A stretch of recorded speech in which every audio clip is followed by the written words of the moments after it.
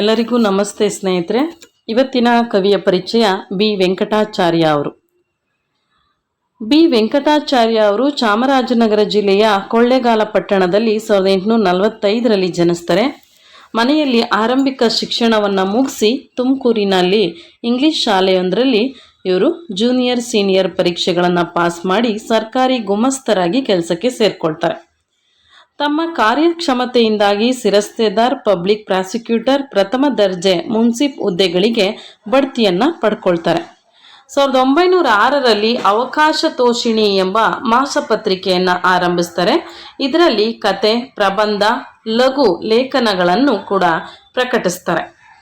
ಇವರು 1914ರಲ್ಲಿ ಇಹಲೋಕವನ್ನು ತ್ಯಜಿಸಿದ್ರು ಅಂತ ಹೇಳ್ಬೋದಾಗಿದೆ. ಇವರ ಕೆಲವು ವಿಷಯವನ್ನು ನಾವು ನೋಡೋದಾದರೆ, ಬಿ ವೆಂಕಟಾಚಾರ್ಯರ ಮನೆ ಮಾತು ಬಂದು ತಮಿಳು. ಬಂಗಾಳಿ ಲೇಖಕರಾದ ಈಶ್ವರಚಂದ್ರ ವಿದ್ಯಾಸಾಗರ ಅವರೊಂದಿಗೆ ಪತ್ರ ವ್ಯವಹಾರವನ್ನ ಮಾಡ್ತಾ ಬಂಗಾಳಿ ಭಾಷೆಯನ್ನ ಕಲ್ತ್ಕೊಳ್ತಾರೆ. ಪತ್ರ ಮುಖೇನ ಅವರಿಗೂ ಕನ್ನಡವನ್ನ ಕಲಿಸ್ತಾರೆ ಇವರು. ನಂತರ ಬಂಗಾಳಿ ಕೃತಿಗಳ ಕನ್ನಡ ಅನುವಾದವನ್ನ ಈಶ್ವರಚಂದ್ರರಿಗೆ ಕಳಿಸ್ಕೊಟ್ಟು ಅವರಿಂದ ಅವುಗಳನ್ನು ಓದಿಸಿ ಮೆಚ್ಚುಗೆಯನ್ನ ಕೂಡ ಪಡ್ಕೊಳ್ತಾರೆ. ಬಂಗಾಳಿ ಕಾದಂಬರಿಗಳನ್ನು ಪ್ರಪ್ರಥಮವಾಗಿ ಕನ್ನಡಕ್ಕೆ ಅನುವಾದಿಸಿದಂತಹ ಕನ್ನಡ ಕಾದಂಬರಿ ಲೋಕವನ್ನು ಬೆಳಗಿಸಿದಂಥವರು ಅಂದರೆ ಬಿ ವೆಂಕಟಾಚಾರ್ಯ ಅವರು. ಅದರಲ್ಲೂ ಅತಿ ಹೆಚ್ಚಾಗಿ ಬಂಕಿಂಚಂದ್ರರ ಕಾದಂಬರಿಗಳನ್ನೇ ಇವರು ಅನುವಾದಿಸಿದ್ದಾರೆ. ದುರ್ಗೇಶ ನಂದಿನಿ ಕಾದಂಬರಿಯ ಅನುವಾದಕ್ಕೆ ಬರೆದ ಮುನ್ನುಡಿಯಲ್ಲಿ ಕಾದಂಬರಿ ಅನ್ನುವಂತಹ ಒಂದು ಪದಕ್ಕೆ ಸಂವಾದಿಯಾಗಿ ನಾವೆಲ್ ಎಂಬ ಪದವನ್ನು ಇವರು ಬಳಸಿದ್ದಾರೆ. ನಾವೆಲ್ ಅನ್ನುವಂಥ ಪದವನ್ನು ಮೊದಲು ಬಳಸ್ತವ್ರು ಯಾರು ಅಂದರೆ ಬಿ ವೆಂಕಟಾಚಾರ್ಯ ಅವರು. ಇವರು ನಾವೆಲ್ ಅನ್ನುವಂತಹ ಪದವನ್ನು ಮೊದಲನೇದಾಗಿ ತಮ್ಮ ಒಂದು ದುರ್ಗೇಶ ನಂದಿನಿ ಕಾದಂಬರಿಯ ಮುನ್ನುಡಿಯಲ್ಲಿ ಬಳಸಿದ್ದಾರೆ. ಎ.ಆರ್. ಕೃಷ್ಣಶಾಸ್ತ್ರಿಗಳು ಇವರನ್ನ ಕರ್ನಾಟಕ ಕಾದಂಬರಿ ಪಿತಾಮಹ ಅಂತ ಹೇಳಿ ಹೊಗಳಿ ಶ್ಲಾಘಿಸಿರೋದನ್ನ ನಾವು ನೋಡ್ಬೋದಾಗಿದೆ. ಎ.ಆರ್. ಕೃಷ್ಣಶಾಸ್ತ್ರಿಗಳು ಬಿ ವೆಂಕಟಾಚಾರ್ಯ ಅವರನ್ನ ಕರ್ನಾಟಕ ಕಾದಂಬರಿ ಪಿತಾಮಹ ಅಂತ ಹೇಳಿ ಶ್ಲಾಘಿಸಿದ್ದಾರೆ. ಇವರು ಅನುವಾದಿಸಿದಂತಹ ಒಂದು ಕೃತಿಗಳನ್ನು ನಾವು ನೋಡೋದಾದ್ರೆ, ಯಾವ್ಯಾವ ಕೃತಿಗಳನ್ನು ಅನುವಾದಿಸಿದ್ದಾರೆ, ಅದು ಅನುವಾದಿತ ಬಂಗಾಳಿ ಕಾದಂಬರಿಗಳು.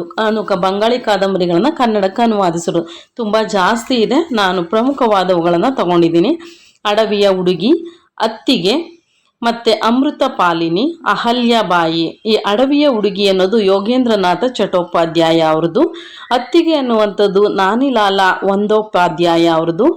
ಇನ್ನು ಇವರು ಬರೆದಂತಹ ಇನ್ನಿತರ ಕಾದಂಬರಿಗಳನ್ನು ನಾವು ನೋಡೋದಾದರೆ, ಈ ಅಮೃತ ಪುಲೀನ ಅನ್ನುವಂಥದ್ದು ಇದು ಕೂಡ ನನಿಲಾಲ ವಂದೋಪಾಧ್ಯಾಯ ಅವ್ರದ್ದೇ.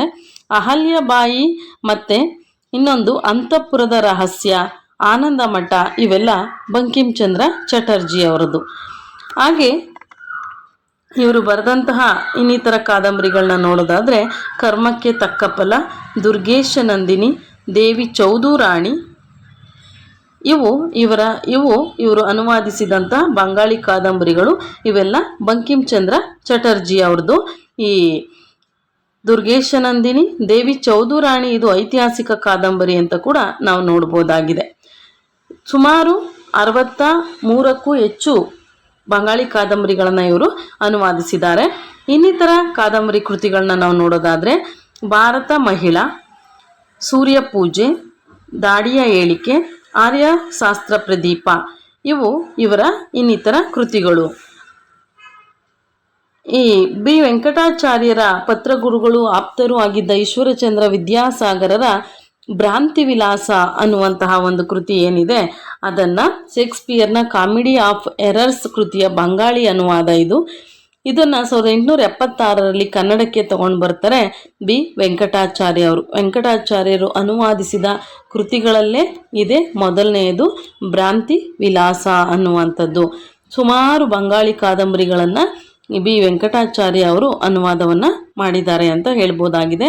ಹಾಗಾಗಿ ಇವ್ರನ್ನ ಕರ್ನಾಟಕ ಕಾದಂಬರಿ ಪಿತಾಮಹ ಅಂತ ಕೂಡ ಎ.ಆರ್. ಕೃಷ್ಣಶಾಸ್ತ್ರಿಗಳು ಕರೆದಿರುವಂಥದ್ದನ್ನು ನಾವು ನೋಡ್ಬೋದಾಗಿದೆ.